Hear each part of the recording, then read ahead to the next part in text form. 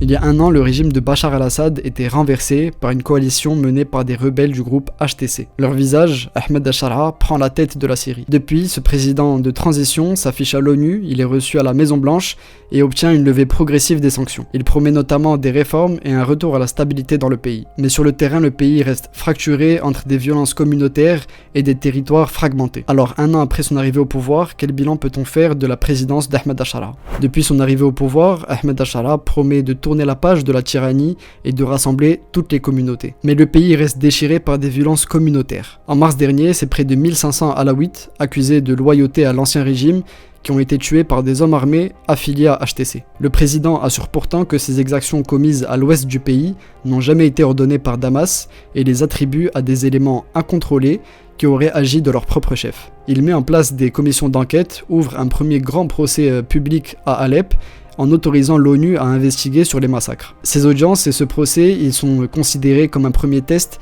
de la promesse de justice d'Ahmed al-Sharaa. En parallèle, le président cherche à réinscrire la Syrie dans le jeu international. En effet, pour la première fois depuis près de 60 ans, un président syrien s'exprime à la tribune de l'ONU. Il y présente une Syrie qui reconquiert sa place légitime et annonce l'ouverture d'une nouvelle page après des décennies d'isolement. À Washington, il est reçu à la Maison Blanche, symbole d'un rapprochement avec les États-Unis après des décennies de relations glaciales. C'est aussi sur ce terrain que se joue l'avenir économique du pays. La levée progressive de certaines sanctions et la fermeture d'usines de drogue du régime d'Assad ont convaincu le FMI de lancer un programme d'engagement intensif avec Damas. L'objectif est de reconstruire les infrastructures détruites par 14 ans de guerre, stabiliser la monnaie et remettre à niveau le système bancaire. Alors officiellement, l'économie, elle commencerait à montrer les premiers signes de reprise. Mais dans la réalité, une grande partie de la Syrie vit encore avec des pénuries et de l'insécurité. À Damas, beaucoup ne reçoivent pas plus de 2 heures d'électricité par jour.